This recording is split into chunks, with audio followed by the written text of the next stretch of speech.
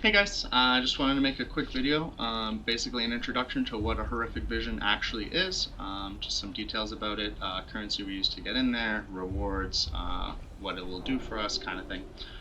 So basically, horrific visions were a function that were added a few months ago at this point. They're fun. Basically, it's a very spooky, scary version of either Orgrimmar or Stormwind. There's 5 areas in each, a base area with a final boss in it that you can either kill immediately, or 4 other like optional areas of varying difficulty. There's 2 medium areas and 2 hard areas. The further you go in, the more quickly you will lose a resource called Sanity. Sanity is based on your cloak. This cloak is unlocked by doing the Nazjatar quest lines. Eventually, if you progress through the introduction, Magni will appear, and then he will send you on the Black Empire campaign quest line. That will unlock your cloak. You get your cloak. You can start upgrading it. There are 15 ranks. At rank 11 or so, they really start to benefit how much sanity loss they reduce while you're in a vision, and that's very important. Your whether you are able to complete a vision itself is dependent on whether you still have sanity. So very useful. You want to try and get it up to level 15. That's neither here nor there though. The current, I believe, max corruption resistance is also at, I believe, 101 or something like that, but that's okay. So for now, work on your Nazjatar questline. If you don't have it, meet Magni, work on your cloak, and we can start upgrading it. We're looking for level 15 to start doing 5 masks, but you can easily do a 1 mask, or a 0 mask, sorry, with much lower, probably a rank 10 or something. So no problem there. So a vision itself, to buy them, we use these coalescing visions. To get these, you can either do dailies in Uldum or the Vale in Pandaria. You can also once a day run a resetting daily vision. I believe is 1,500 of these as the reward. It should be quick and easy. You don't have to do the dailies, but I would recommend doing that at least for the 1,500. That adds up 7 times a week. That's over like 8,000 easily. Almost a free run once a week. Highly recommend. So the reason we run these is to try and get corrupted mementos, which have some purposes we'll go over in a sec, and Echoes Ny'alotha, which recently got a huge upgrade and allow us to buy corruption, which is super useful. It's the main source of DPS these days in the game.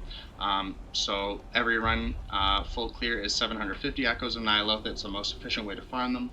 So very effective. That's why we run these, the mementos and the echoes. We can increase the corrupted echoes. 750 is the max for echoes, however. 10,000 visions to run these, so it's worth it to do the dailies. If you don't want to do the dailies, I still recommend doing the assault that appears once a week and resets on Friday in one area, and doing the 1,500 daily visions. I know that actually doing daily quests is a bit of a grind. Some people like that. It's not really for me. I kind of just do the bare minimum so I can still do my visions. So why do we run these visions? They give us corrupting mementos and echoes. The mementos, so this is how we get into the vision, is 10,000 coalescing visions. We can use the echoes to buy cosmetics like this backpack. We can buy a cosmetic addition to one of our Azerite traits. It's only 25.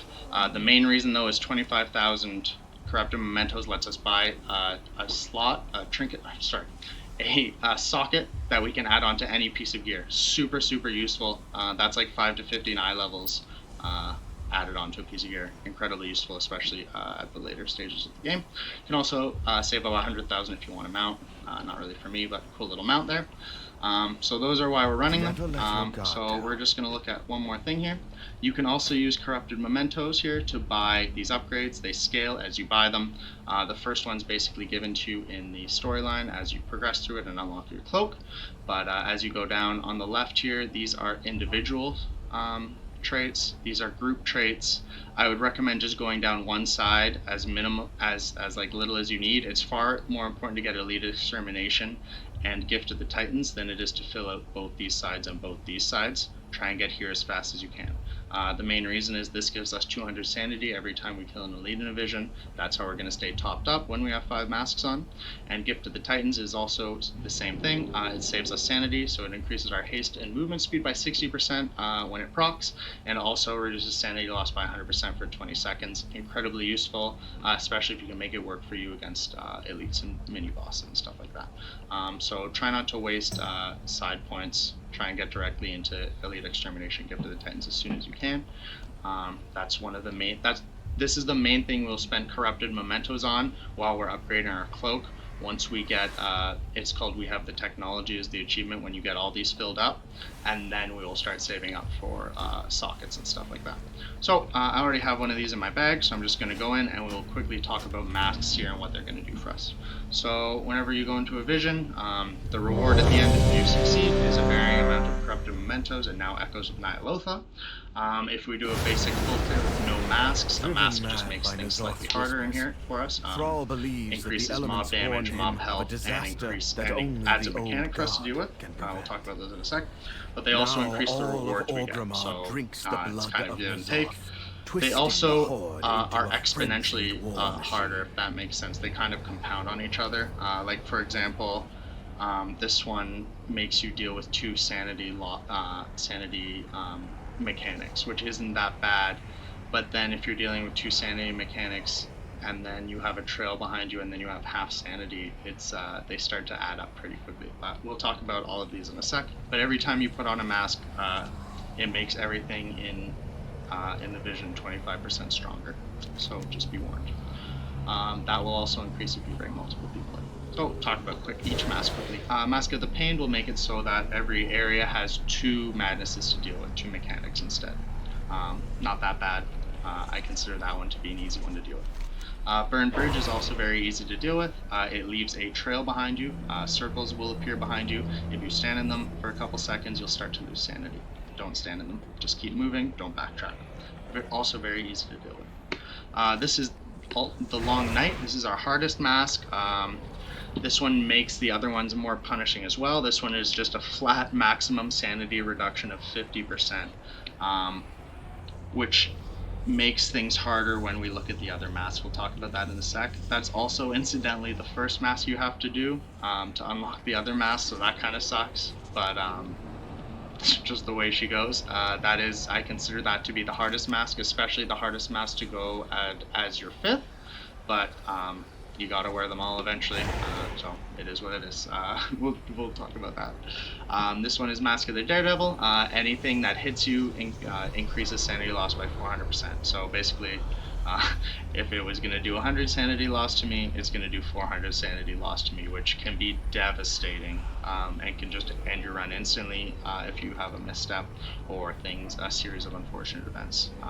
So Daredevil, for example, combined with Long Night is a very punishing combination, right? Individually, they're not that bad. Half sanity is not that bad to deal with when you're losing only 80% reduction, right? However, if things are hitting you for 300 sanity loss and you only have 500 sanity total, it starts to get very scary very quickly. The last one is Dark Imagination, which is also very easy to deal with. If you're below 50%, you will start randomly spawning horrific visions, which are just like medium-sized mobs that you just have to kill. They're relatively squishy, but when there's a bunch of things already coming at you in the vision, it can get a little hectic. So if you have all 5 masks on, as we can see, enemy damage increased by 125%, enemy health increased by 125%, but it's also increasing all the rewards we're getting. So that's how we're going to set up for the vision. The last quick thing I would say is if you need it, I would get Ghastly Goulash, which is a nice 2% per health heal, max health per second while you're in the vision. Very useful, especially if you find you're getting chunked out. As you put more mass on, that 125% damage buff can really punish you on some mobs, especially if things, other mechanics are hitting you. Things get out of control very quickly. Highly recommend this one.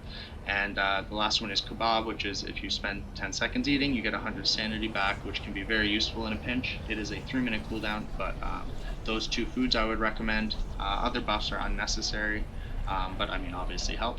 But that's basically it for Vision. I'm going to have a bunch of videos on how to run the various 5 masks on various classes. Feel free to watch those. If you have any questions, please let me know. I'm happy to answer them. Thank you for watching. Have a good one. Bye.